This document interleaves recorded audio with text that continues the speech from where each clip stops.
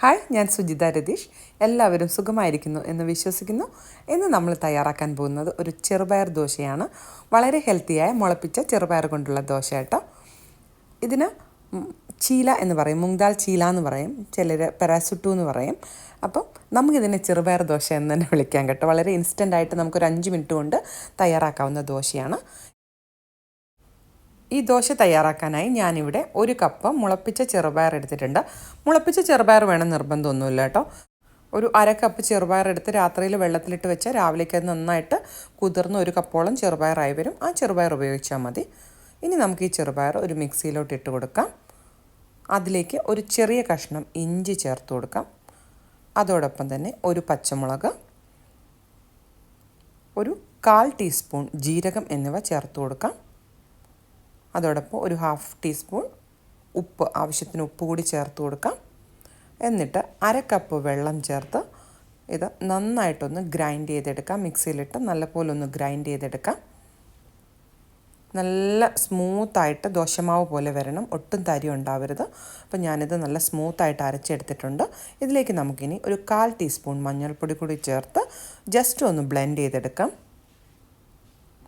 അപ്പോൾ ഇതാ നമ്മുടെ ദോശയുടെ മാവ് റെഡിയായി. ഒരു 2 മിനിറ്റ് പോലും എടുത്തില്ല ഇത് തയ്യാറാക്കാനായിട്ട്. ഇതാണ് കേട്ടോ കൺസിസ്റ്റൻസി. നമ്മുടെ നോർമൽ ദോശ മാവിൻ്റെ കൺസിസ്റ്റൻസി തന്നെയാണിത്.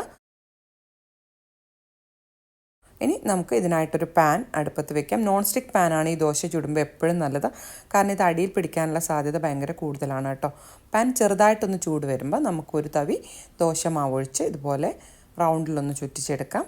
അത്യാവശ്യം നല്ല തിന്നായിട്ട് നമുക്ക് ദോശ ചുട്ടെടുക്കാം. പ്രത്യേകം ശ്രദ്ധിക്കുക, നിങ്ങളുടെ ദോശക്കല്ലിന് ഭയങ്കരമായിട്ട് ചൂടായി കഴിഞ്ഞാൽ നിങ്ങൾക്ക് ദോശ തയ്യാറാക്കാൻ പറ്റില്ല.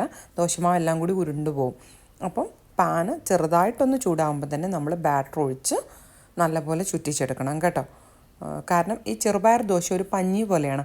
നമുക്ക് ആ ഒരു കരികരിപ്പ്, നമ്മുടെ അരിദോശയുടെ ഒരു കരികരിപ്പല്ല ഈ ദോശയ്ക്ക്. അപ്പോൾ അത് ചുടേണ്ട രീതിയിൽ നമ്മൾ നല്ലപോലെ ശ്രദ്ധിക്കണം.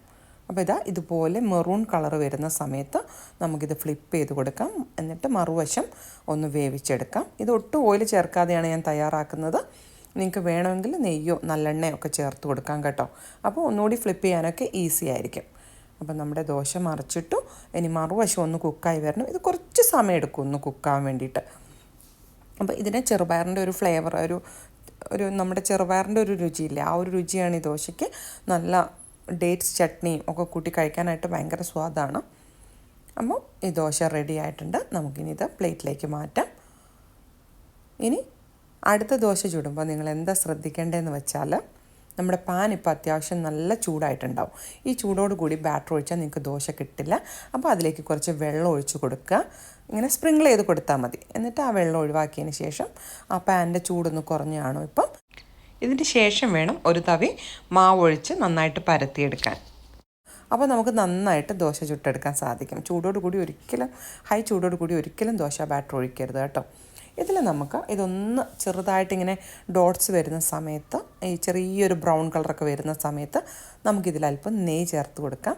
നെയ്യ് ചേർക്കുക, അല്ലെങ്കിൽ നല്ലെണ്ണ ചേർക്കുമ്പോൾ ഈ ദോശയ്ക്ക് ഒന്നുകൂടെ ടേസ്റ്റാണ്. അപ്പോൾ കുറച്ച് നെയ്യ് ചേർത്ത് കൊടുക്കാം.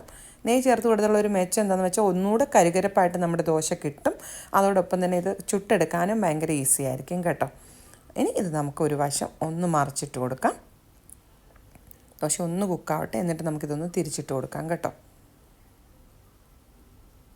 എന്നിട്ട് അടുത്ത വശവും കുക്കായതിന് ശേഷം നമുക്കിതൊരു പ്ലേറ്റിലേക്ക് മാറ്റാം. ശ്രദ്ധിച്ച് വേണം ഈ ദോശ ചൂടാൻ. കാരണം ആദ്യമായിട്ടൊക്കെ ട്രൈ ചെയ്യുന്നവർ ഒരു അവധി ദിവസമൊക്കെ ട്രൈ ചെയ്തിട്ട് പിന്നെ റെഗുലറായിട്ട് ട്രൈ ചെയ്യായിരിക്കും നല്ലത്. വെയിറ്റ് ലോസിനാണെങ്കിലും അതുപോലെ ഡയബറ്റിക് പേഷ്യൻസിനാണെങ്കിലും low glycemic index food follow ചെയ്യുന്ന ആളുകൾക്കൊക്കെ ആണെങ്കിലും ഭയങ്കര ഹെൽത്തി ആയ ഒരു ഓപ്ഷനാണിത്. നല്ല പ്രോട്ടീൻ റിച്ച് ആണ്.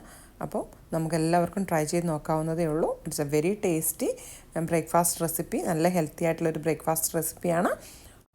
ഇതിൻ്റെ കൂടെ ഞാൻ നിങ്ങൾക്ക് പാന് അത്യാവശ്യം ചൂടാകുമ്പോൾ ദോശ ചുട്ട് എങ്ങനെ ഇരിക്കുന്നതും കൂടെ കാണിച്ചു തരാം. കണ്ടില്ലേ, ഇതുപോലെ ദോശ കുട്ടി ദോശയായിരിക്കും. നമുക്ക് ദോശ സ്പ്രെഡ് ചെയ്യാനായിട്ട് സാധിക്കില്ല. ഭയങ്കര ചൂടാണെങ്കിൽ ദോശമാവ് മൊത്തത്തിൽ ഉരുണ്ട് പെരണ്ട് പോവും. അപ്പോൾ അത് നന്നായിട്ട് ശ്രദ്ധിക്കുക. നെയ്യൊക്കെ നന്നായിട്ട് തുടച്ച് വെള്ളമൊക്കെ കുടഞ്ഞ് രണ്ടാമത്തെ ദോശയും മൂന്നാമത്തെ ദോശയും ചുട്ടെടുക്കുക. അപ്പോൾ വീണ്ടും അടുത്ത ഒരു നല്ല റെസിപ്പി ആയിട്ട് കാണുന്നവരേക്കും ബൈ ബൈ.